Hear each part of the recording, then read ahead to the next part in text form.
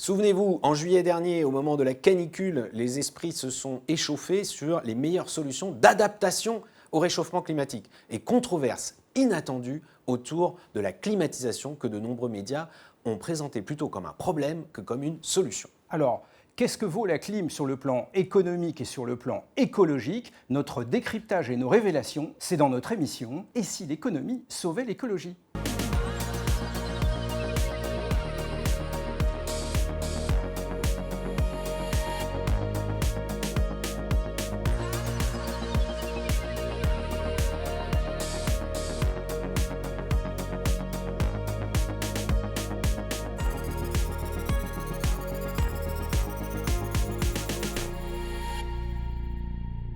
Pour en parler avec nous aujourd'hui, Géraldine Wössner, qu'on a le plaisir de retrouver, toujours rédactrice en chef au Point, et qui a mené de nombreuses enquêtes et des articles sur ce sujet de la clim, et Éric Pellerin, qui est le directeur France de Mitsubishi Europe, fabricant de systèmes de pompes à chaleur réversibles et donc aussi de climatisation.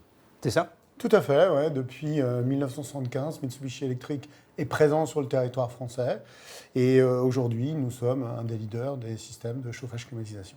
On précise ce point parce que Mitsubishi, c'est un nom qui est plus connu pour l'industrie automobile. De fait, il n'y a plus de relation aujourd'hui entre les deux, mais c'est une société très présente sur ce sujet du chauffage et de la climatisation. Alors tout de suite, je vous propose de regarder notre sommaire en images. L'été dernier, 2 épisodes de canicule dans l'Hexagone ont fait tomber de nombreux records de température. 42,1 degrés à Bergerac le 11 août, c'est encore plus chaud qu'en 2003.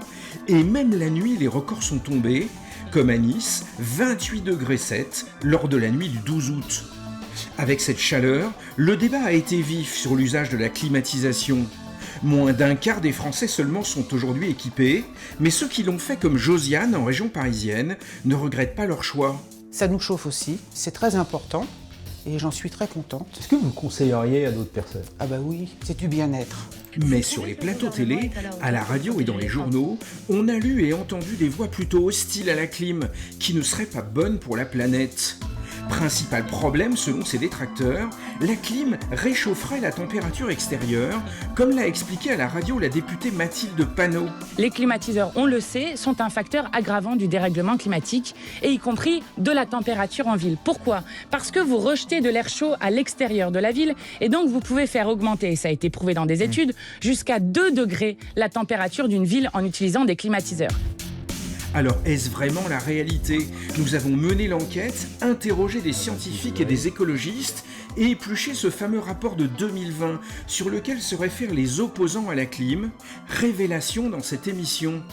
Quand on climatise, on rejette à l'extérieur de la chaleur qui y était et qui a pénétré. Donc dire qu'on réchauffe l'extérieur, sur ce plan-là, c'est inexact.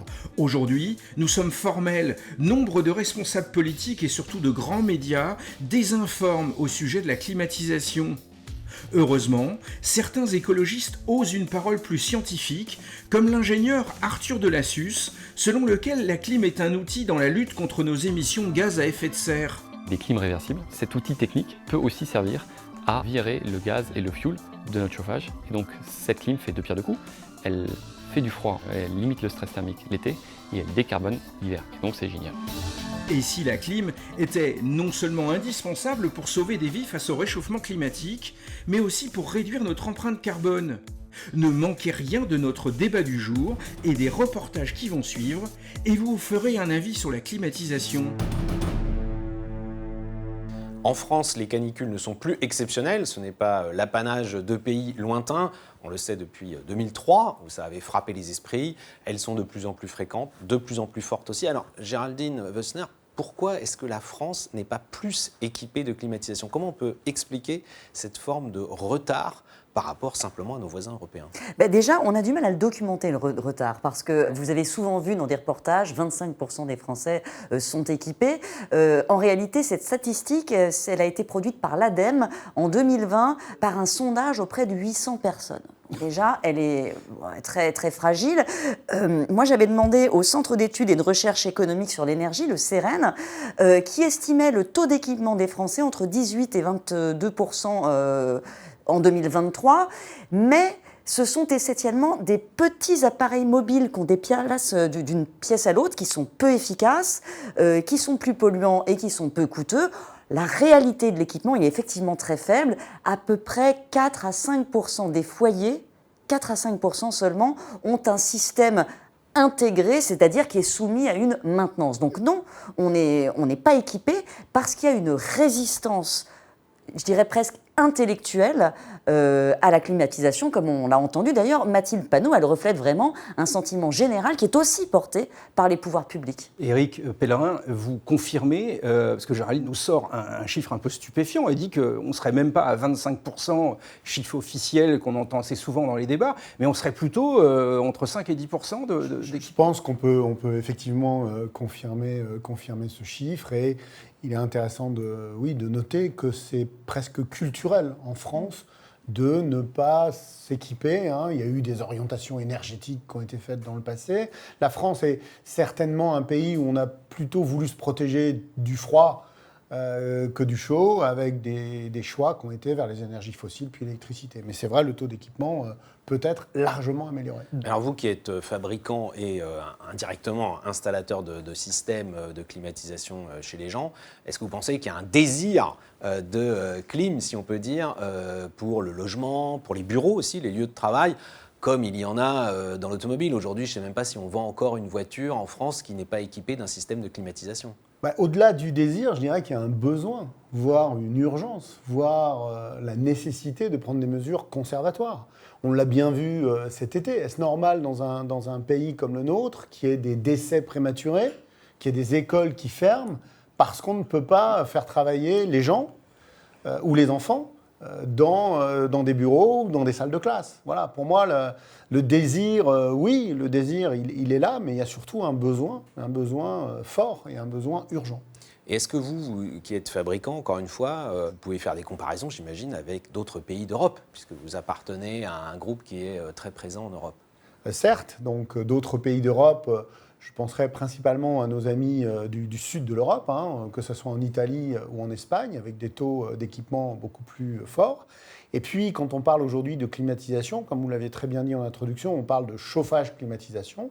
Nous avons aussi nos amis du nord de l'Europe, avec la Scandinavie, qui est très équipée en pompe à chaleur. Et alors, ce que disait Géraldine, je reviens juste sur un point, c'est qu'il n'y a pas que des systèmes de clim intégrés qui vont gérer toutes les pièces de la maison. Il y a aussi des gens qui s'équipent peut-être pour une pièce avec des petits appareils complémentaires. Comment ça se passe sur ce marché de la clim ? On peut toujours s'équiper pour une pièce avec des systèmes que je qualifierais de sérieux, d'efficaces et pertinents, comme ceux proposés par Mitsubishi Electric. Mais je ne parlerai pas de systèmes de clim mobile qui sont, comme vous l'avez fortement souligné à très juste titre, qui sont polluants, qui sont très peu performants et qui finalement sont très coûteux par rapport au confort qu'ils dispensent. Oui, c'est peut-être ça qu'un certain nombre d'observateurs critiquent, c'est peut-être ces clims mobiles qui n'ont pas grand-chose à voir avec les pompes à chaleur RR qui vont équiper toute une maison et en chauffage l'hiver et en climatisation l'été, c'est ça? Tout à fait, et on arrive même à des situations qui sont complètement loufoques, puisque chacun passant dans la rue, eh bien on remarque qu'il y a ces systèmes mobiles, la porte ouverte, et un gros tuyau qui recrache de l'air chaud alors que la porte est encore ouverte. Donc c'est comme chauffer une terrasse avec un radiateur électrique. C'est exactement la même chose. Donc voilà. Donc non, il y a une vraie différence entre les industriels qui proposent des systèmes technologiques et performants et puis des systèmes qui sont pas des systèmes de chauffage-climatisation, qui sont des gadgets coûteux et peu performants. Non, mais c'est là où on touche à l'absurde. C'est qu'en alimentant ce discours anti-clim, on encourage finalement le mauvais équipement, celui qui est dommageable pour la planète. Parce que on a beau dire, en fait, vous avez tout un pan, toute une mouvance qui pense que les gens vont changer, modifier leur comportement par devoir moral, une fois qu'ils auront éprouvé toute la rigueur et les souffrances des conséquences du réchauffement climatique. Donc, on l'a entendu pendant la canicule, hein, c'est bien si les gens souffrent, ça les fera changer, ils pourraient peut-être enfin lutter contre ça. C'est une absurdité, je pense, et on peut le mesurer que les changements viendront en fait des politiques structurelles, des améliorations technologiques. Mais du coup, les gens ne s'équipent pas, et puis au bout de 10 jours de canicule, quand ils ont vraiment trop chaud, qu'ils craquent, qu'ils n'ont pas dormi depuis 3 jours, ils vont acheter un petit appareil mobile qui, pour le coup, n'est pas du tout vertueux. Et on n'engage pas, on n'a jamais encore engagé ce débat sur comment s'équiper de façon sobre, intelligente, rationnelle. C'est très frappant, le plan national d'adaptation au changement climatique qui a été présenté au mois de mars 2025, donc tout récemment, évite complètement le sujet de la clim. C'est mal, il ne faut pas le faire. Alors on va regarder un reportage avec une famille en Île-de-France qui a choisi de s'équiper en climatisation. C'est un choix qu'elle ne regrette absolument pas. Voilà Josiane, cet été, qui n'a pas souffert de la chaleur et de la canicule comme des millions de Français. Ça fait 12 ans qu'on a la clim. C'est une clim réversible aussi, hein. Ça nous chauffe aussi. C'est très important. Et j'en suis très contente. Avec la climatisation, cette retraitée n'a pas souffert de la chaleur cet été. Quand j'en ai besoin, je la mets. Vous l'utilisez combien de jours par an à peu près ? On va dire une vingtaine de jours, quand il fait vraiment très chaud. Si vous voulez, je peux vous montrer. Hein. Ah bah allez-y, montrez-moi. On va fermer les portes quand même. Attendez, je vais fermer la fenêtre aussi parce que... Ah, c'est mieux. C'est pas parce qu'on a une clim qu'on fait n'importe quoi. On a un petit boîtier. Allez, on. Regardez bien là-haut. Elle va s'allumer. En général, vous la mettez à combien ? Tout dépend de dehors. On m'a dit qu'il fallait mettre 8 de différence entre le dehors et l'intérieur. Josiane a fait installer la clim partout dans sa maison. 2 appareils dans son séjour, un dans chaque chambre à l'étage. À l'extérieur, elle a aussi 2 pompes à chaleur. La première installation date de 2013 et la seconde 2021 pour l'équipement des chambres. Et pourquoi vous en avez mis 2 du coup ? Comme ça a été fait dans 2 temps, le produit pour le rez-de-chaussée a été dimensionné vis-à-vis de la surface, ce qui fait que aussi les appareils consomment moins parce qu'ils sont bien dimensionnés par rapport à l'espace à équiper. Et comme le projet n'était pas mûr pour l'étage, on a été obligé de rajouter un second appareil par la suite. Le principe de la pompe à chaleur, comme son nom l'indique, c'est de pomper la chaleur extérieure, alors pour la partie chauffage. Sur le chauffage, cette retraitée fait des économies chaque année. Cela permet de rentabiliser à terme son investissement. On en a eu pour 9 000 €. Ça fait 12 ans. J'économise à peu près 700 € par an. Donc je pense qu'elle est amortie là. Elle est amortie et vous bénéficiez donc de la clim. Oui, et puis du bien-être. Est-ce que vous le conseilleriez à d'autres personnes ? Ah bah oui. Ah bah oui. Ah oui, quand vous voyez la température qu'il y a l'été, surtout que maintenant on va aller de plus en plus vers de la chaleur, on ne peut pas se permettre d'être mal chez soi. Je pense que ça devrait être adapté pour chaque personne. Chaque personne aurait besoin d'une clim.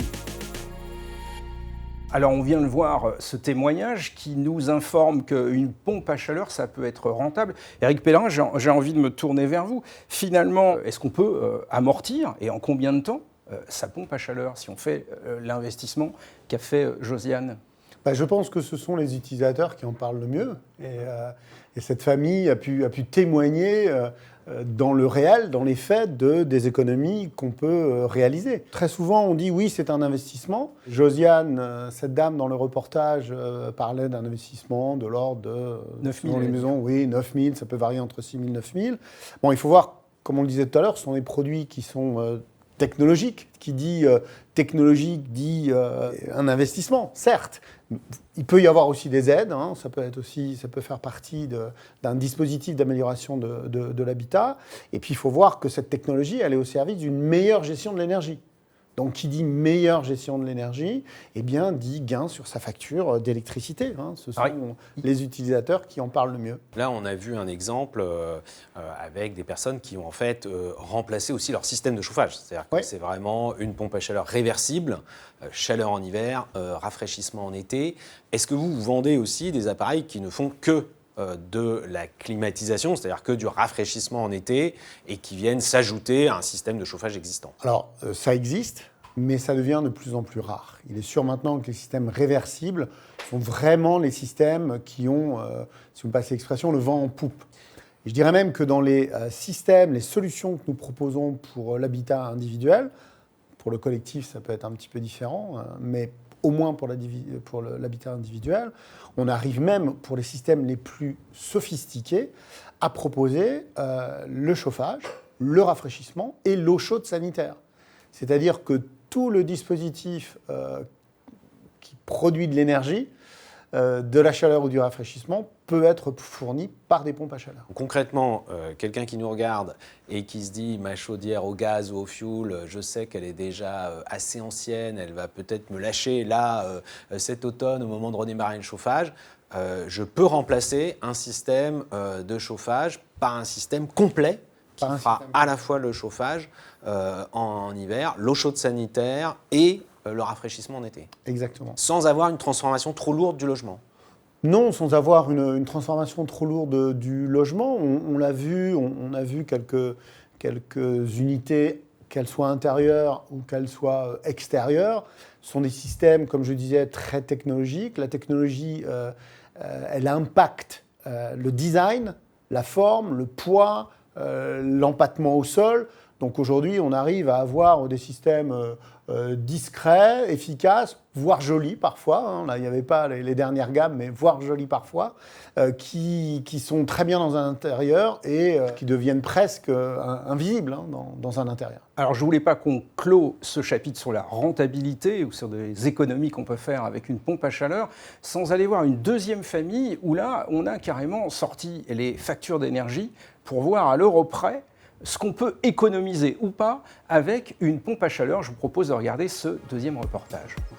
Nous avons pu tourner chez un autre utilisateur de climatisation. Cet homme a préféré garder l'anonymat, mais il nous a montré ses factures d'énergie avant et après l'installation d'une pompe à chaleur pour remplacer une chaudière au gaz. Alors, nous avons comparé ses dépenses d'énergie. 356,29 € en gaz et électricité sur une période de 2 mois en 2023 et 236,88 € sur la même période en 2025 chez le même opérateur. Sur une autre période de l'année, voilà ce que ça donne, 185,20 € en 2023 et 101,99 € en 2025. Il réalise ainsi 37,41% d'économie sur sa facture énergétique.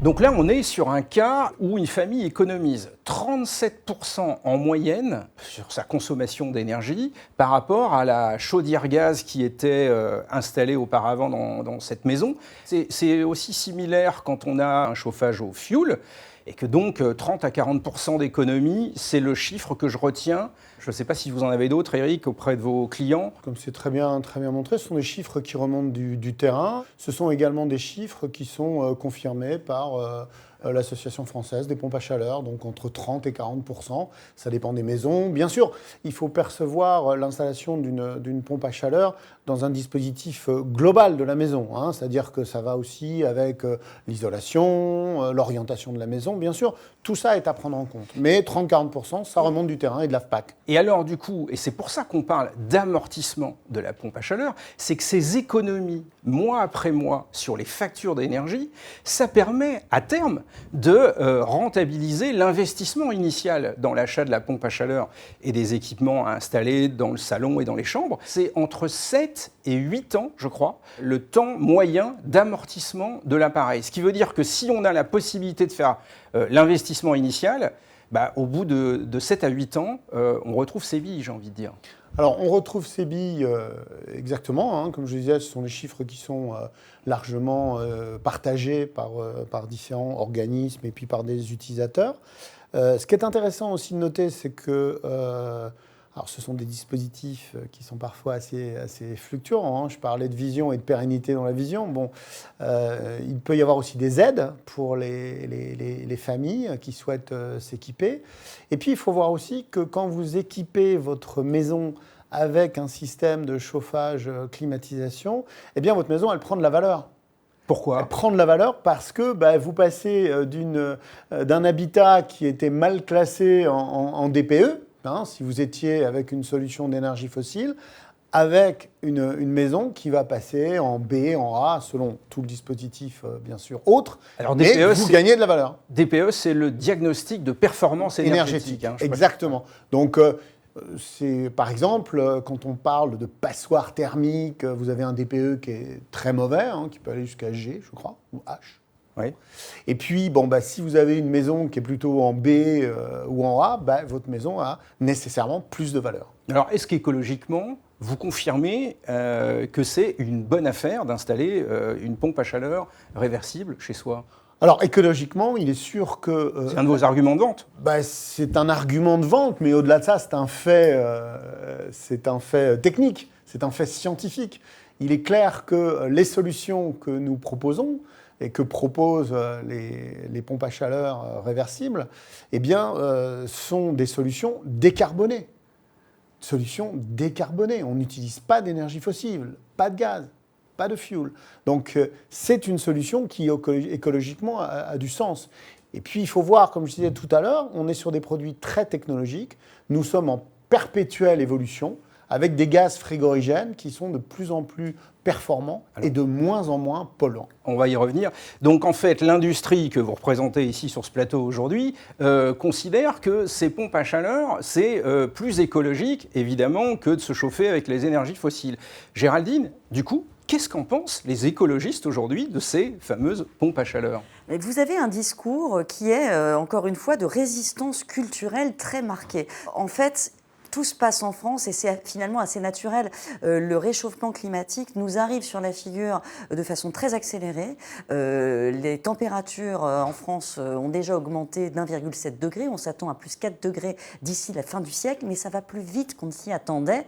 Et finalement, même les écologistes n'y sont pas préparés. Et ils continuent pour beaucoup à penser que commencer à s'adapter, c'est déjà renoncer à lutter contre ce réchauffement. Le problème, c'est que le réchauffement est là, le carbone accumulé dans l'atmosphère ne va pas partir et il faut se préparer à ces vagues de chaleur. Le nombre de vagues de chaleur a déjà doublé en France depuis l'an 2000. Donc, ils ont encore du mal à adapter leur discours. Et c'est vrai qu'on reste dans une logique de subir pour déclencher des changements de comportement, et comme souvent, avec un discours qui est assez globalisant. Vous allez entendre de la part des écologistes et du gouvernement, je les mets là pour le coup dans le même sac parce que c'est un peu la doxa, on répète la même chose depuis 20 ans, donc on n'a pas révisé nos fiches si vous voulez. On va entendre ça pollue. C'est vrai à l'échelle mondiale. 7% des émissions mondiales sont liées à la clim, mais ce n'est pas vrai en France où le mix électrique est décarboné à 95%. Ce n'est pas comme en Chine où l'électricité, on l'a fait à partir de charbon. Vous allez entendre, ça réchauffe l'air extérieur, on y reviendra, mais c'est vrai à Tokyo, où 90% des logements sont équipés avec une très forte densité urbaine. Ce n'est pas vrai en France où on a 120 habitants au kilomètre carré. Vous allez entendre, les gens le mettent à 19. Les Américains, voilà. Oui, mais c'est pas obligé. Oui. On peut très bien les brider, les appareils, à 26 degrés, par exemple. Vous allez entendre, ça encourage la surconsommation électrique.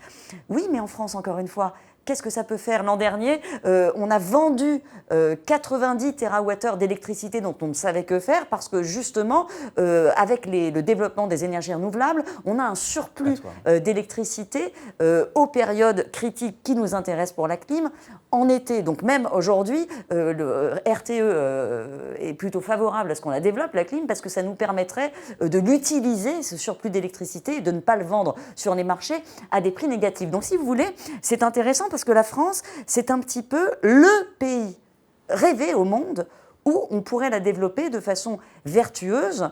Alors évidemment, il y a toujours des conséquences négatives qu'il faut prendre en compte, mais encore une fois, est-ce qu'on parle de maladaptation ? On ne dit pas aux gens l'hiver, mettez 12 pulls et puis subissez parce qu'il faut économiser le chauffage. Non, donc il faut que culturellement aussi, on évolue. Ça implique quand même de le faire de façon intelligente. La clim n'est pas la solution à tout. Ça ne dispense pas de faire ce qu'il faut d'un point de vue d'isolation des logements, de combiner des solutions qui soient de résistance passive à la chaleur avec peut-être la clim dans une seule pièce, par exemple, dans une chambre à coucher. Enfin, voilà, il faudrait qu'on puisse lancer ce débat intelligent, rationnel. Là, pour l'instant, on est encore dans une posture de rejet complet. On n'a pas encore un débat serein sur ce sujet. Non, mais c'est un peu une fois de plus un cas d'école sur écologie, technologie, économie. Alors d'abord, sur l'adaptation au réchauffement climatique, moi je suis un peu plus optimiste. Je pense qu'on a progressé ces dernières années sur l'idée qu'il ne fallait pas lutter simplement contre les causes du réchauffement climatique, mais aussi par rapport aux effets. C'est timide. Et oui, mais je le mesure quand moi j'étais ministre il y a 6-7 ans et que je disais il faut se préparer et s'adapter au réchauffement climatique, on me disait c'est que vous ne voulez rien faire sur les causes. Aujourd'hui, tout le monde les voit, les effets, et donc tout le monde se dit il y a des plans d'adaptation au réchauffement climatique. Mais la réaction, en effet, elle est de refuser la technologie. Parce que qu'est-ce qu'on a vu dans ces reportages au mois de juillet, c'est en fait il suffit de fermer les volets. On a même eu un sénateur communiste qui a dit il faut faire une loi sur les volets. On a eu un président de la République qui nous a dit hydratez-vous et mettez un linge sur votre tête. Enfin, oui, ça ce sont. Il y a un moment, il faut quand même rappeler quelques faits. La chaleur, elle tue. Des morts, 7 000 morts par an en 2023, 15 000 en 2003. La chaleur tue. Ce discours uniquement de pénitence, en fait, ne peut pas être une politique publique, c'est juste aberrant. Et les absurdités, on les a vues donc dans les médias malheureusement au mois de juillet dernier, quand on a vu ce reportage sur une grande chaîne avec une personne de l'ADEME où quelqu'un était invité à mettre une bouteille d'eau glacée sortie du congélateur devant un ventilateur. Déjà, le bilan énergétique de l'eau glacée dans le congélateur, il n'est pas très bon, mais alors devant un ventilateur, on voit l'absurdité. Tout ça pour dire on peut se passer de la clim. Et puis ça a des effets pervers, parce que ce type de débat absurde, alors déjà, on l'a dit, nous empêche d'avoir un débat rationnel et de progresser de façon intelligente, mais alors surtout, il braque les gens. Quand vous culpabilisez une personne âgée, que vous lui dites que c'est mal, qu'elle ne doit pas faire, qu'elle fait souffrir ses petits-enfants et qu'elle fait du mal à la planète, que vous répétez ça à longueur de médias alors qu'il fait plus de 40 degrés dehors, et ben vous provoquez chez les gens un mouvement de rejet du discours écolo, ce qui est quand même dramatique, parce qu'on a besoin d'agir contre ce réchauffement. Donc je ne vois il faut vraiment qu'on réussisse à retourner sur le terrain des faits sur ce type de sujet. Alors, il y a quand même un point qui a l'air de faire vraiment débat, et je voudrais qu'Éric Pellerin nous donne son éclairage sur ce sujet, c'est l'utilisation de gaz qui serait nocif et qui serait très défavorable pour nos émissions dans les climatiseurs. Qu'est-ce qu'il en est vraiment ?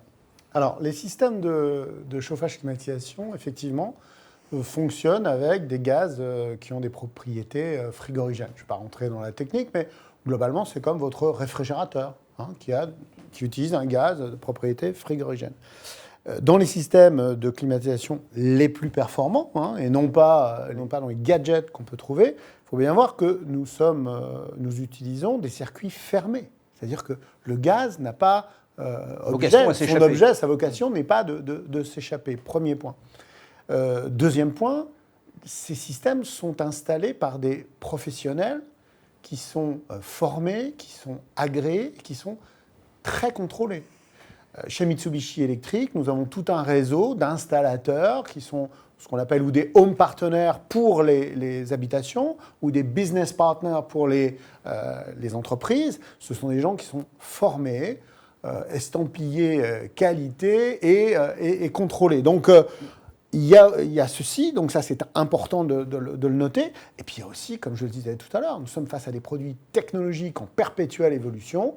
Aujourd'hui, pour vous citer juste un chiffre, nous avons des gaz frigorigènes qui ont un pouvoir de réchauffement, on va dire, de l'ordre de 700, si on prend cette base.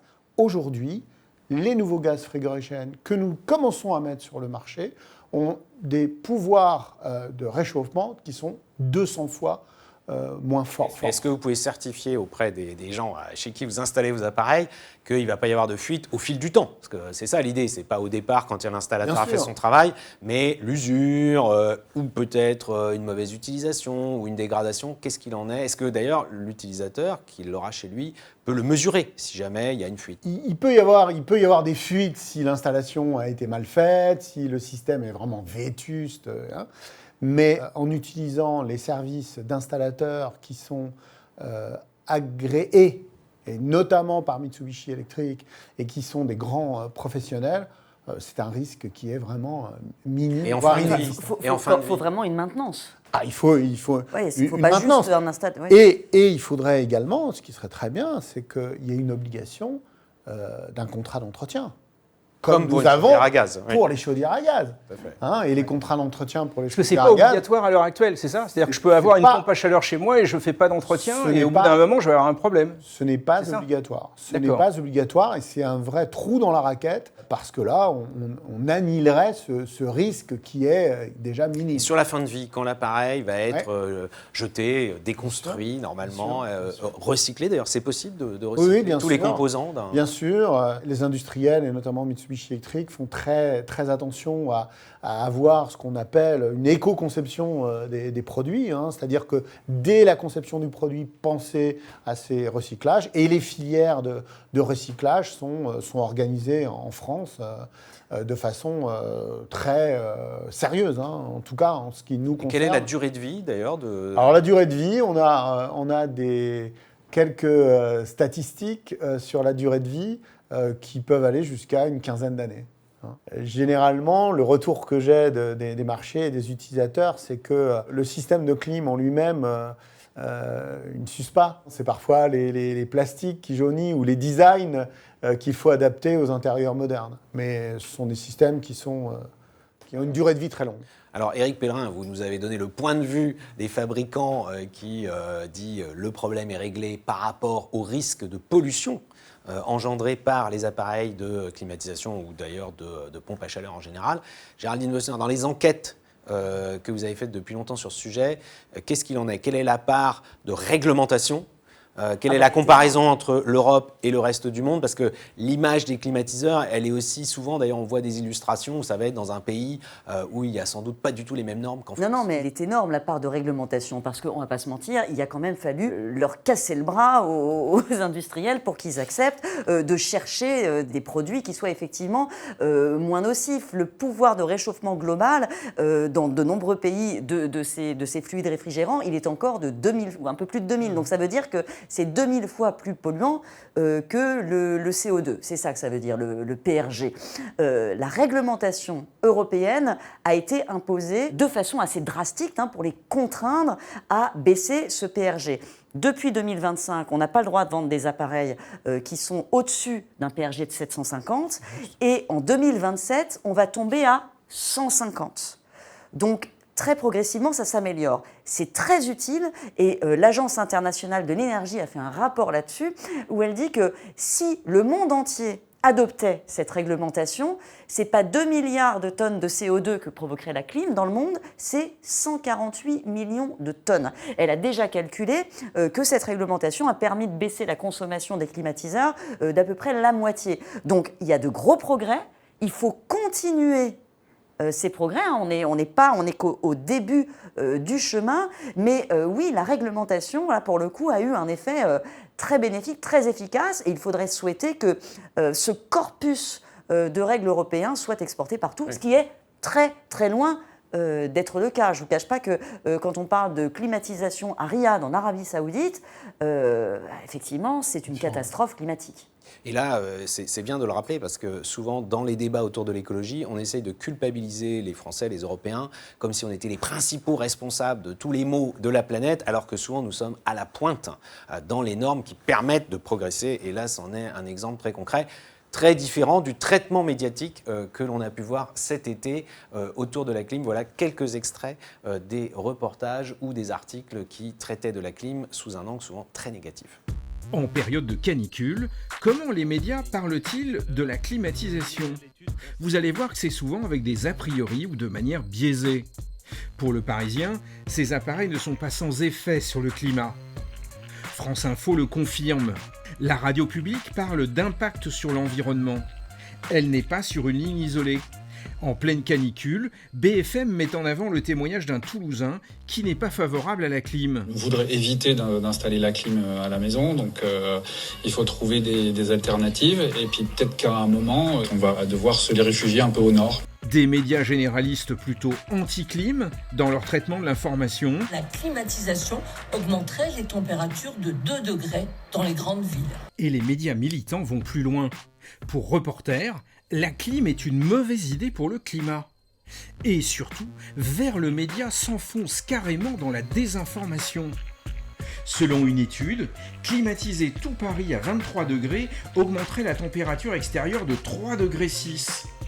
En réalité, ce n'est pas vrai. L'ingénieur écologiste Arthur Delassus nous explique ce que dit précisément cette fameuse étude de 2020.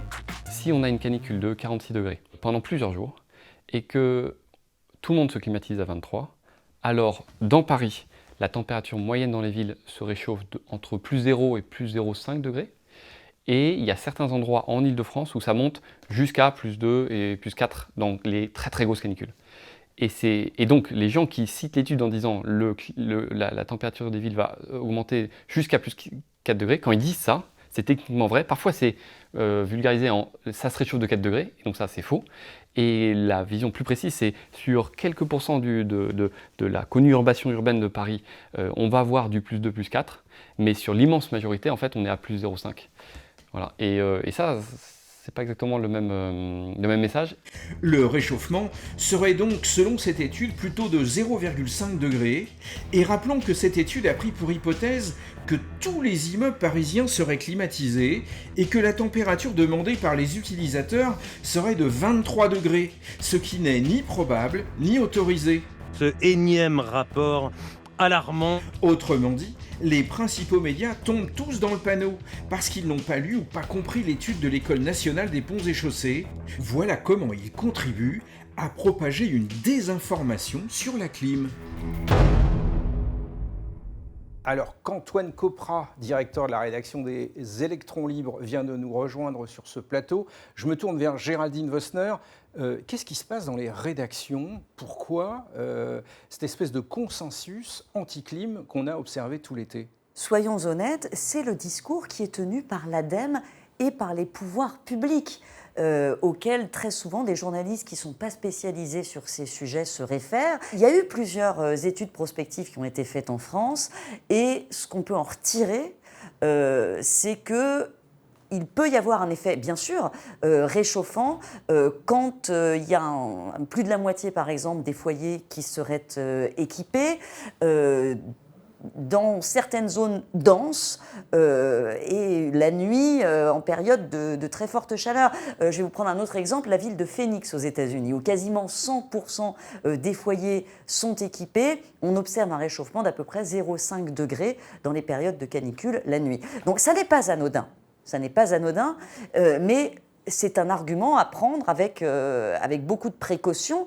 Surtout qui ne concerne pas la France. La France, on l'a dit, c'est peu densément peuplé. La France, 121 habitants au kilomètre carré. Vous savez que en faisant des reportages sur la clim cet été, je suis quand même tombée sur des maires de petites communes qui avaient dit « nous allons l'interdire ». Parce qu'on veut lutter contre les phénomènes d'îlots de chaleur dans des villages de 500, 800 habitants. C'est grotesque, on sombre dans l'irrationnel et il est temps quand même que les médias se penchent avec un petit peu plus de sérieux sur ces sujets. Alors, on ne vous a pas présenté, Antoine Copra, vous êtes le directeur de la rédaction des Électrons Libres, c'est ça? Exactement. Expliquez-nous ce que sont les Électrons Libres. Alors, c'est un tout nouveau média qui s'est lancé il y a quelques mois, qui est un média qui essaye de justement trouver des solutions, alors pour l'écologie, mais pas uniquement, de faire de la vulgarisation en économie, en écologie, et d'avoir un discours un petit peu plus constructif que celui qu'on peut entendre dans les médias et de sortir de ce discours anxiogène. Donc, le mieux c'est d'aller voir, c'est lel.media, les électrons libres.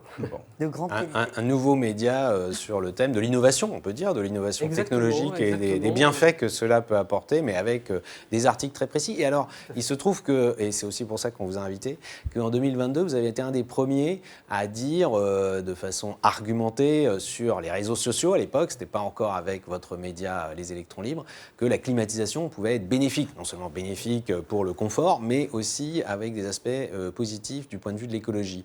Est-ce que vous pouvez nous raconter un petit peu cet épisode, parce que ça avait eu un grand succès sur les réseaux sociaux? C'est vrai, alors moi j'étais arrivé à m'intéresser à la clim de manière très, très simple, un peu comme Josiane. C'est quelques années avant, j'avais besoin de changer le système de chauffage et donc éventuellement de refroidissement chez moi. J'avais regardé les différentes solutions en essayant de trouver ce qui pouvait être le plus économique, le plus écologique aussi, qui apportait le plus de confort. J'étais même allé à l'ADEME à l'époque pour leur demander leur avis. Il m'avait dit que c'était beaucoup mieux d'utiliser un chauffage au bois que de passer sur une pompe à chaleur. Sérieusement, l'ADEME vous a dit ça? Le conseiller de l'ADEME, effectivement, m'avait dit ça, m'avait poussé en fait, du côté du chauffage au bois. Moi, j'avais fait mes propres recherches et vraiment, à la fin, j'avais été convaincu que la pompe à chaleur était la meilleure solution. Et je l'ai vu après, dans toute... déjà, ça m'a fait des grandes économies, hein, c'est-à-dire que financièrement, c'était intéressant. Le confort était évidemment incomparable. Mais je voyais que les gens qui venaient chez moi l'été étaient très contents d'être au frais, mais quand ils comprenaient que c'était la clim, il y avait toujours, ils étaient un petit peu choqués.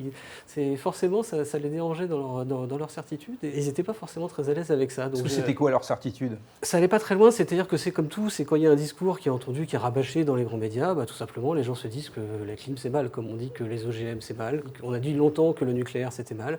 Donc il y a des choses comme ça qui sont rentrées, en fait, qui font partie des lieux communs. Et donc c'était pas forcément argumenté, il n'y avait pas véritablement d'arguments, mais quand je commençais à donner quelques arguments, je me rendais compte que ça remettait en cause des certitudes. Alors, vous avez donc trouvé des arguments, vous avez fouillé le dossier et vous avez commencé à tweeter sur le sujet, donc en 2022, c'est ça? Oui, en 2022. Et là, ça a fait un effet, un buzz, comme on dit. Ça fait un buzz, donc il y a plusieurs millions de vues sur ce thread. Il y a effectivement eu certains médias qui ont réagi, ça a joué aussi, c'est l'effet Streisand, c'est-à-dire qu'il y a quelques médias écologistes qui sont bandés au créneau.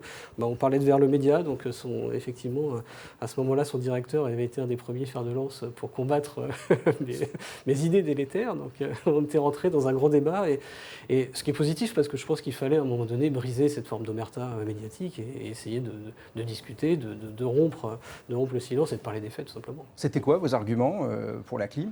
Les arguments, c'est au-delà de la simple climatisation, je pense vraiment que les pompes à chaleur, ça fait partie des technologies qui existent, qui sont scalables, qu'on peut facilement déployer. Alors, scalable, pour ceux qui ne sont pas habitués à ce langage, c'est qu'on peut vraiment le déployer à grande échelle. Voilà, qu'on peut déployer à grande échelle facilement, qui ne sont pas si onéreuses, parce que si on met en rapport aux économies générées, c'est pas si onéreux. Et ça fait partie des technologies, comme par exemple les batteries, les panneaux solaires, qui peuvent vraiment apporter quelque chose à la lutte contre le changement climatique. Typiquement, au Royaume-Uni, ils ont fait une étude sur quelles étaient les technologies qui permettaient en fait, de mieux lutter contre le réchauffement avec un coût d'opportunité qui n'était pas trop important. Le premier, évidemment, c'est de fermer les centrales à charbon, parce que ça, évidemment, tout le monde sera d'accord que c'est une absurdité. Le deuxième, c'est les véhicules électriques. Et le troisième, c'est les pompes à chaleur. Ce qu'il faut comprendre, c'est que même avec, au Royaume-Uni, ils ont un mix électrique qui est plus carboné que le nôtre. Quand on a de l'électricité qui est fabriquée à partir de gaz, si c'est cette électricité qui alimente une pompe à chaleur, ça fait 2 fois moins d'émissions de CO2 que si ça alimente une chaudière. C'est-à-dire que même de l'électricité fabriquée à partir de gaz, elle va être, au final, on va avoir une production de chaleur ou de froid qui va être, enfin de chaleur en tout cas, qui va être plus décarbonée que si on était sur des chaudières. Nous, d'autant plus évidemment qu'on est dans un pays où on a la chance d'avoir une électricité décarbonée, c'est complètement absurde finalement de se passer de cette technologie. Vous avez vu qu'une partie du débat porte autour d'un rapport qui a été fait par l'École nationale des ponts et chaussées en 2020 avec différents partenaires. Et sur la base de ce rapport, il y a différentes interprétations. Alors je précise que le rapport, il a des hypothèses de départ qui peuvent être contestables, mais pour le reste, il a vraiment modélisé les choses et il a permis d'essayer de voir ce qui se passerait à Paris si tout le monde était climatisé chez soi. Aussi d'essayer de voir s'il y avait des alternatives à la clim. Est-ce que, par exemple, on parle beaucoup d'îlots de fraîcheur et de choses comme ça. Ce que je trouve intéressant, c'est que de ce rapport, il permet à un certain nombre d'écologistes de venir sur des plateaux ou de personnalités politiques, comme on a vu l'extrait de Mathilde Panot Jeannot tout à l'heure, et de dire la clim c'est mal parce que ça réchauffe l'extérieur de 2 degrés ou de 4 degrés, disent certains.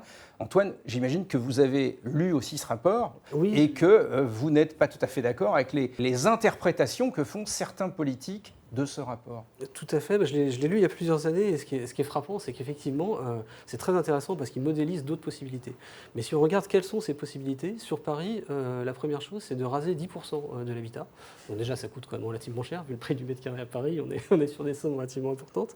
Et sur ces 10% de l'habitat, créer des parcs et des jardins. Créer des parcs et des jardins, le problème, c'est qu'en période de canicule, pour que ça puisse continuer à jouer son rôle d'îlot de fraîcheur, il faut les arroser.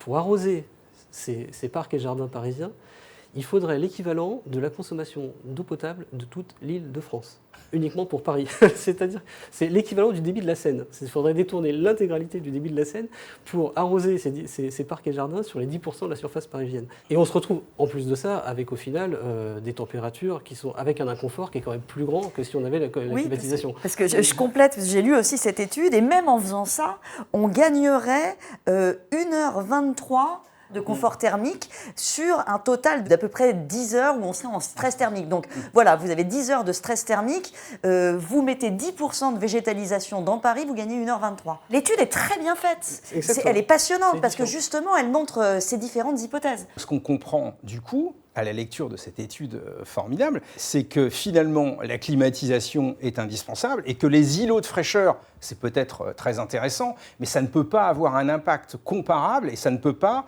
générer le confort thermique dont on a besoin en période de canicule. La climatisation va devenir indispensable, mais pas n'importe comment. Elle montre aussi qu'il faut combiner les approches en réalité. Il faut faire de la végétalisation. On pourrait penser par exemple à changer la législation parisienne qui interdit qu'on peigne les toits en zinc en blanc. Pourquoi on n'a pas le droit ? C'est absurde. Ça aussi, ça pourrait... Il y a beaucoup de choses à faire de façon pragmatique et une climatisation qui ne soit pas pour tout le logement à 23 degrés, mais par exemple pour 1 ou 2 pièces. On peut aussi avoir des réseaux de froid. Il y a plein de choses à imaginer pour combiner les approches, pour faire quelque chose d'intelligent. On a les moyens de le faire, mais ce débat, encore une fois, on ne peut pas l'avoir. Oui, puis d'une manière générale, c'est quand même aussi une question de posture presque philosophique avant d'être politique. C'est est-ce qu'on subit ? Est-ce qu'on dit, voilà, on va subir le réchauffement climatique, alors on va mettre des volets, mais ça veut dire qu'on subit le fait de vivre dans le noir, parce que si on ferme ses volets toute la journée, alors certes, quelqu'un qui part travailler, c'est très bien de fermer ses volets si on part travailler et qu'on n'est pas chez soi. Si on est une personne qui est chez soi toute la journée, par exemple les plus âgés, mais aussi le week-end et ainsi de suite, on ne va pas quand même imposer à tout le monde de vivre dans le noir. Et même si on ferme les volets, on sait qu'au bout d'un moment, oui, on va réduire un peu le réchauffement du logement, mais on ne va pas l'empêcher. L'isolation, c'est pareil. Évidemment qu'il faut bien isoler les logements, notamment pour l'hiver, mais en été, à un moment donné, le logement le mieux isolé du monde va quand même se réchauffer, et d'ailleurs, il va stocker la chaleur, et donc on ne pourra pas éviter d'avoir un système complémentaire. Un arbre, en effet, on peut dire aux gens, c'est bien, si vous avez un jardin, d'avoir un arbre, il va vous faire de l'ombre, il va aussi en faire à des périodes où vous n'en aurez pas besoin, et où vous aurez peut-être un inconvénient, mais ça n'aura pas un effet énorme, ça ne réduira que de 1 ou 2 degrés ce réchauffement, et ça ne peut pas être la seule solution. Donc on voit bien que c'est soit subir, soit agir, et c'est vrai que c'est quand même assez surprenant que, et dans les médias, et dans le débat politique, énormément de gens s'ingénient à essayer de trouver autre chose que la solution technologique qui est là, sous nos yeux, qui est en effet aujourd'hui déployable à grande échelle, à un coût qui est souvent raisonnable et qui en plus a un intérêt, il faut le dire, pour la transition énergétique, puisque ça consomme de l'électricité à une période où en général on en consomme beaucoup moins, qui est la période estivale, et où on en produit souvent beaucoup plus, du fait notamment du déploiement de l'énergie solaire. Ce qui est intéressant, c'est qu'on en a parlé là à l'échelle individuelle de chaque Français, mais cette idéologie-là, parce que c'est de l'idéologie, a des conséquences beaucoup plus vastes, parce que c'est elle qui a inspiré, par exemple, toutes les réglementations sur le logement, sur l'habitat. La RT 2020, en gros, elle consiste à suréloger les logements pour en faire des boîtes de conserve, qui vont, du coup, piéger la chaleur en été. En fait, l'impensé, c'est qu'on n'a pas réalisé que les vagues de chaleur, elles allaient pouvoir durer 10-12 jours avec des températures telles que la nuit ne permet pas de rafraîchir les logements. Donc vous aurez beau installer toutes les circulations d'air que vous voudrez, ça ne sera pas suffisant. Cela n'empêche pas de penser ces nouvelles méthodes d'urbanisme pour se passer de climatisation, mais pas tout le temps. Voilà. Et on n'a pas intégré, par exemple, on a eu le cas dans l'ouest de la France cet été d'un hôpital qui a coûté une 40aine de millions d'euros, inauguré, qui sera bientôt inauguré. Cet hôpital n'a pas de clim. Il est tout neuf. On a construit un hôpital sans climatisation. On a eu cette gare de la même manière avec une magnifique verrière, toujours dans l'ouest de la France, où qu'on a dû fermer cet été pendant la canicule parce que les gens tombaient comme des mouches. Ils n'avaient pas été... Voilà le confort d'été. Et j'aime pas qu'on dise confort. Le confort, c'est pas un gros mot. Hein. Vouloir vivre confortablement, c'est l'ambition d'à peu près tout le monde dans le monde. On parle de confort d'été parce que c'est péjoratif finalement. Oui, mais enfin bon, votre petit confort par rapport au désastre climatique, on peut s'en passer. Oui, non, il faut qu'on apprenne à survivre avec. On a quand même parlé très sérieusement cet été de fermer les écoles pendant les périodes de canicule. Comme si la France, qui est déjà dernière au classement PISA, pouvait se permettre de sucrer encore. La chaleur a des impacts, pas uniquement sur la santé, également sur l'économie. Sur le PIB. Sur la concentration. Passer un examen, si on a parlé d'éventuellement de reporter des examens qui se passent en période de chaleur, parce que vous ne pouvez pas travailler correctement quand il fait 36 degrés. C'est une réalité. On sait qu'à partir de 25 degrés, la concentration commence à décroître, donc la productivité commence à décroître. Pour les élèves, les capacités d'apprentissage commencent à décroître. Ce qui est terrible, c'est que souvent, les élèves qui vont venir de milieux plus défavorisés vont déjà être dans des logements qui ne sont pas forcément idéaux thermiquement et qui vont être les premiers à souffrir aussi de cette chaleur dans les écoles. Donc on a ça, on parlait évidemment des hôpitaux où là c'est quand même le scandale absolu, c'est-à-dire qu'on se retrouve quand même quand on a des maladies graves à vivre sous 30 degrés ou plus dans des chambres d'hôpital, c'est absolument absurde. Je vais revenir un petit peu sur la RE 2020 et elle est rentrée en application en 2022. Typiquement, elle est basée sur des données qui vont de 2000 à 2018 et il n'y a pas eu de mise à jour, c'est-à-dire qu'on ne se dit pas qu'il va faire plus chaud aujourd'hui qu'entre 2000 et 2018. Donc déjà, il y a un petit peu de climato-dénialisme dans les chiffres. Il y a un problème d'hypothèse de départ. Il y a un problème d'hypothèse de départ. Et il y a une autre hypothèse de départ qui est que les gens ne sont pas chez eux la journée. Déjà, on est dans un pays où on a quand même un certain nombre de personnes âgées qui sont chez eux la journée. Je ne pense pas qu'elles aillent marcher 12 heures par jour entre 8h et 20h. Il y a du télétravail aussi. Et il y a le développement du télétravail. C'est-à-dire qu'en 2018, ce n'était pas le cas, mais depuis, il y a énormément de gens qui travaillent de chez eux et pour qui c'est évidemment très difficile de travailler à plus de 30 degrés, les volets fermés. Il y a aussi un paramètre qui est le paramètre Bébio. Qu'est-ce que c'est ? Alors ce paramètre Bébio, en gros, il explique que si on intègre du refroidissement, il faut augmenter finalement l'isolation du logement. Ce qui veut dire que ça fait des surcoûts énormes pour les promoteurs. Donc ça veut dire que si un promoteur veut être conforme à la RE 2020, c'est ça. Et que si on fait en sorte qu'il y ait de la climatisation dans les logements qu'il va mettre sur le marché, il a plus de contraintes, c'est ça ? Il a plus de contraintes, ça lui coûte beaucoup plus cher parce qu'il est obligé de faire davantage d'isolation. Ça veut dire que aujourd'hui, on est sur quelque chose d'assez absurde où il y a beaucoup de bâtiments individuels ou collectifs qui sont montés avec des systèmes de pompe à chaleur qui sont réversibles, mais où cet aspect réversible n'est juste pas activé. C'est-à-dire que les gens ont des pompes à chaleur, ils peuvent se chauffer avec, mais par contre l'été, ils ne peuvent pas se refroidir. Pour avoir l'obtention, enfin la conformité à la norme, pour avoir la conformité et pour pas que ça génère de surcoûts qui ne seraient pas forcément absorbables en fait, par l'acheteur final. Et donc on se retrouve, alors sur l'habitat individuel, en réalité il y a beaucoup de gens qui l'activent après la livraison. Sur l'habitat collectif, c'est pas possible. Et notamment sur les logements sociaux, on va se retrouver avec des personnes qui vont vivre dans des appartements quasiment invivables en période de canicule, qui vont se retrouver à acheter des petits climatiseurs mobiles parce qu'ils n'auront pas le choix, alors qu'en réalité, ils ont un système qui est chez eux qui suffirait d'activer. Et là, si on l'active, le promoteur n'est plus en conformité avec la... Le bâtiment n'est plus en conformité et effectivement, on est sur quelque chose de totalement absurde et contre-productif. Alors parfois il faut des normes, il faut des règles. On a vu, Géraldine, ça fait parfois avancer aussi et ça va dans la bonne direction. Mais parfois les règles se retournent contre le bon sens finalement. Oui, c'est parce que la règle est mal conçue. Hein. Non, mais quand c'est pas le problème, c'est pas d'avoir une réglementation environnementale. Encore une fois, une règle idéologique. L'ADEME, je vous rappelle que c'est l'agence pour les économies d'énergie. Bah oui. L'ADN de l'ADEME est d'économiser l'énergie. Voilà, c'est ça sa politique. Elle ne fait que pousser à ça. Et pour l'ADEME, la clim, c'est une consommation inutile et toutes les réglementations mises en place en France visent à économiser de l'énergie avant tout. Donc oui, on lutte contre la clim, on la bride, on l'empêche, ça reste tout à fait dans son ADN. Et d'ailleurs, c'est toujours dans l'ADN du gouvernement. Vous avez entendu cet été Agnès Pannier-Runacher qui a clairement dit qu'il fallait l'éviter à tout prix, sauf éventuellement dans les EHPAD, mais même, voilà, dans des cas extrêmes. même dans les EHPAD, actuellement, il y a les deux tiers des résidents en EHPAD où les parties privées ne sont pas climatisées. Donc c'est les premiers à en souffrir. Et d'ailleurs, c'est intéressant cette idée sur l'énergie parce qu'on a imposé un slogan, c'est obligatoire dès qu'on fait une publicité sur l'énergie en ce moment, c'est « l'énergie est notre avenir, économisons-la ». Et effectivement, économiser l'énergie ou pas l'utiliser quand c'est des énergies fossiles, c'est très bien. Par contre, quand c'est de l'électricité décarbonée, ça a déjà beaucoup moins de sens. Et on se retrouve aujourd'hui avec des périodes de grande chaleur où on a le solaire qui marche très fort, où on a les centrales nucléaires qui finalement ont moins besoin de tourner parce qu'il n'y a pas de chauffage, alors que la clim, ça consomme quand même beaucoup moins que les systèmes de chauffage, ça il faut l'avoir à l'esprit. Et on se retrouve avec de l'électricité qui est perdue, qui n'est pas utilisée, des prix qui sont parfois négatifs sur le marché, ce qui peut effectivement déstabiliser le marché. Et à la fin, ça se ressent sur les factures des Français, parce qu'une centrale nucléaire, si elle tourne à 70% ou à 100%, c'est exactement les mêmes coûts de production.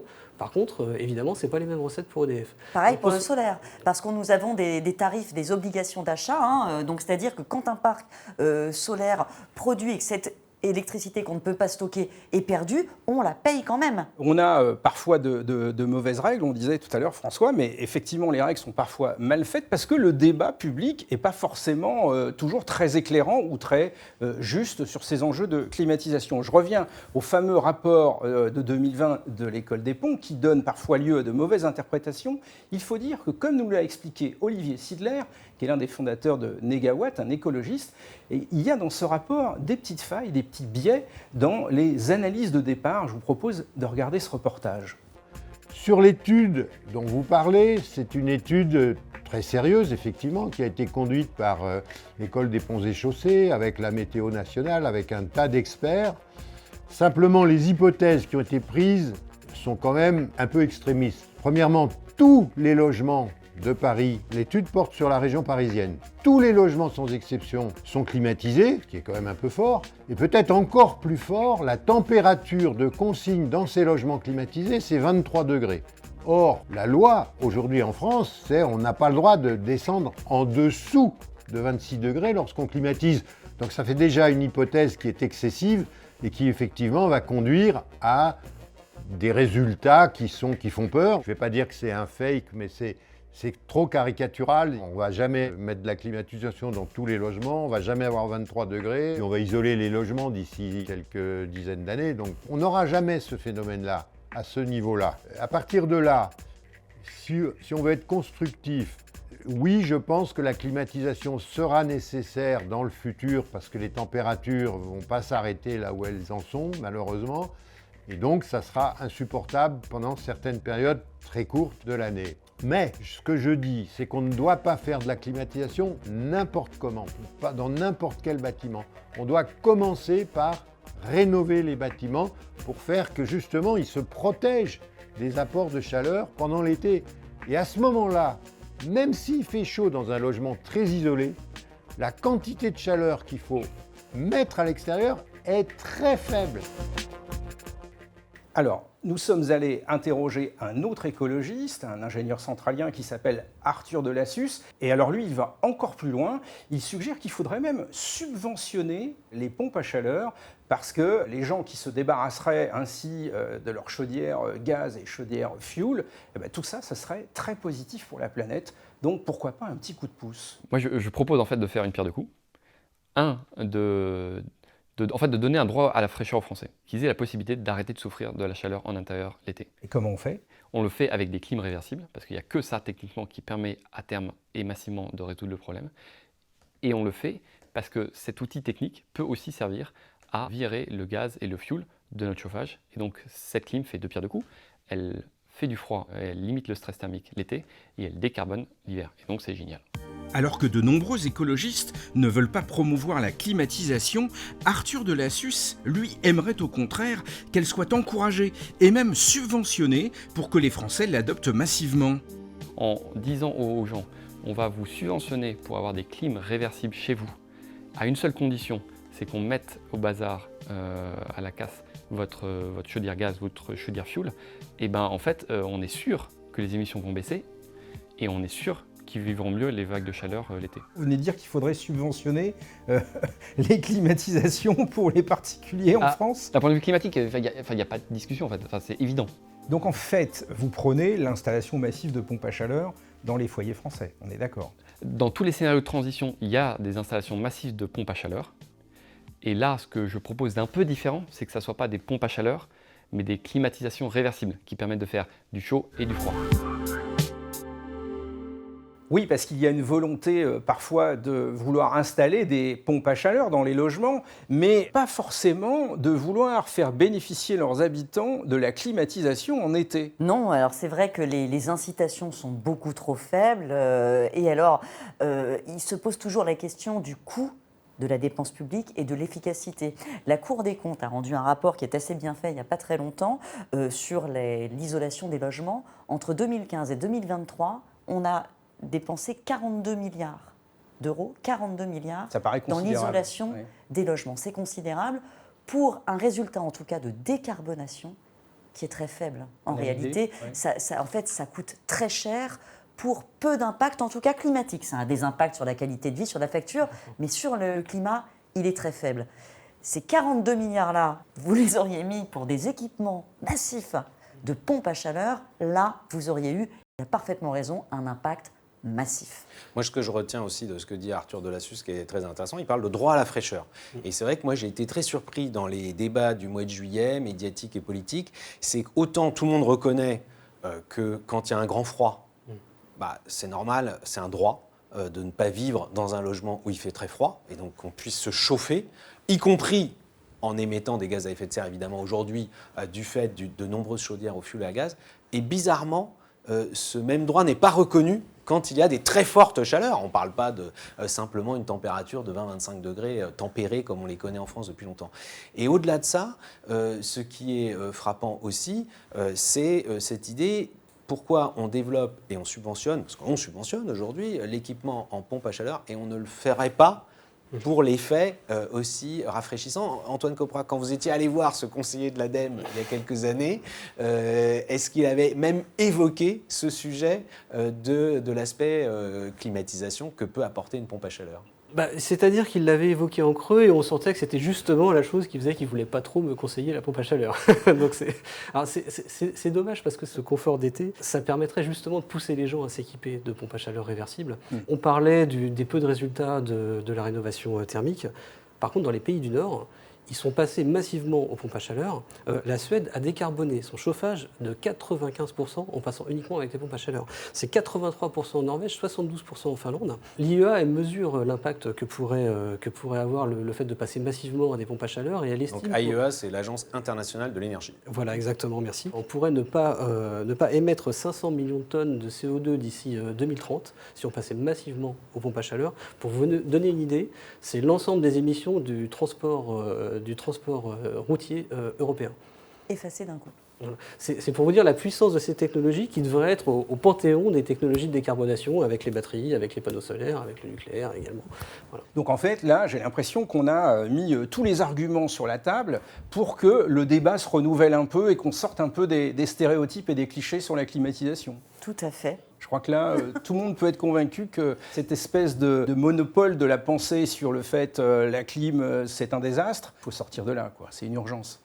Il y a parfois dans la société des mouvements qui sont plus rapides que dans le champ politique ou dans le champ médiatique, parce que moi je suis convaincu que les Français, assez pragmatiquement, vont chercher des solutions pour s'adapter, eux, au réchauffement climatique à titre individuel et qu'ils vont se tourner vers ce type d'équipement. Et en effet, il vaut mieux leur conseiller un équipement global intégré plutôt que des petits appareils achetés à la va-vite que l'on met en général avec une fenêtre qui reste ouverte pour avoir le tuyau d'évacuation. Le pire, c'est ce qu'on fait maintenant, c'est-à-dire rien et des discours négatifs qui poussent les gens mal informés à se à se tourner vers des systèmes de climatisation mobile peu vertueux, peu efficaces et chers, alors qu'il existe d'autres solutions qui ne sont pour le coup pas médiatisées. Oui. Alors, Olivier Sidler nous dit aussi autre chose. Il nous dit, lui, la clim, ok, mais il faut que ça aille de pair avec l'isolation des logements. Je vous propose de regarder ce reportage. Si on a d'abord bien isolé ces logements, je pense que ça sera même obligatoire et nécessaire.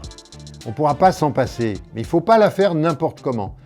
Disons que la position actuelle des écologistes manque peut-être de nuances.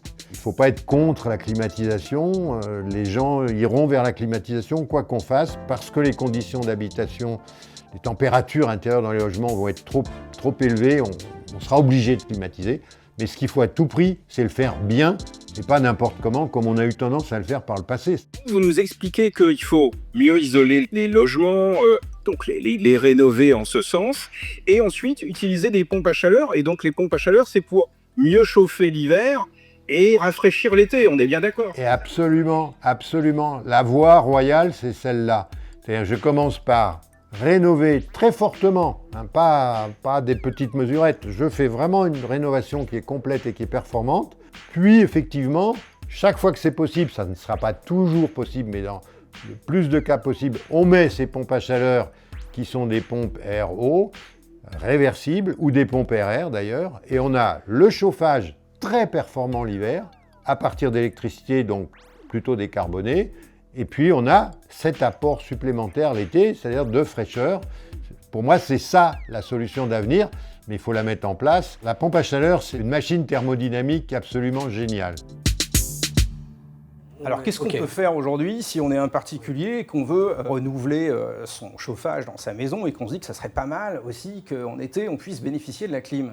La priorité, c'est quand même de supprimer le chauffage carboné. Hein. Donc, si on a une chaudière à gaz ou à fioul, évidemment, se renseigner sur une pompe à chaleur réversible.